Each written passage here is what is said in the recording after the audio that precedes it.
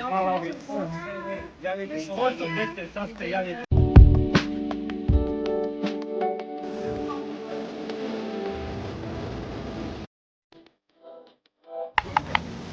Iskra, nalazimo se u Berlinu, tu smo već koliko, 3-4 dana. Da li mi možeš nešto reći o kako ti vidiš Berlin, kako ti sviđa Berlin?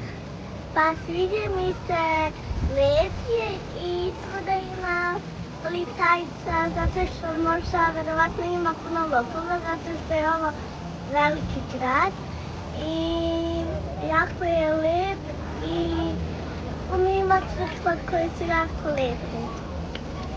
Super. Kako ti se sviđa centar grada danas, što se nalaziš u njemu? Super je. Super.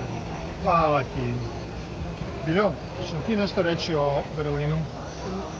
Po prvi dan kad smo išli do ambasade, kroz onaj deo Berlina kroz koji smo prošli, bila sam potpuno razočarana zato što mi je bio jako rušan deo grada. Ali sada, danas sam skroz promenila mišljenje.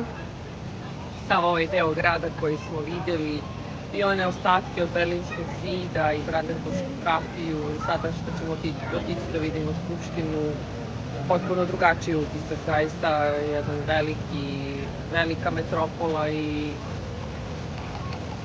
baš mi je drago da smo mogli da vidimo i tu lepšu i tu manje lepšu stranu Berlina. Super, hvala ti. Zoran, što ti imaš da kažeš o Berlinu? Pa, lep je, ali mi se baš ne sviđa jer je sunčan. Još nešto? Ne. Hvala ti.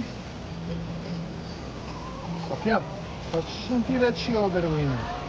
U početku mi se Berlin nije svidao zato što je bilo dosta građevina i malo je smrdelo. Ali danas, kad smo malo obišli lepši deo grada, onda mi se više svidao. Hvala ti, Sofija.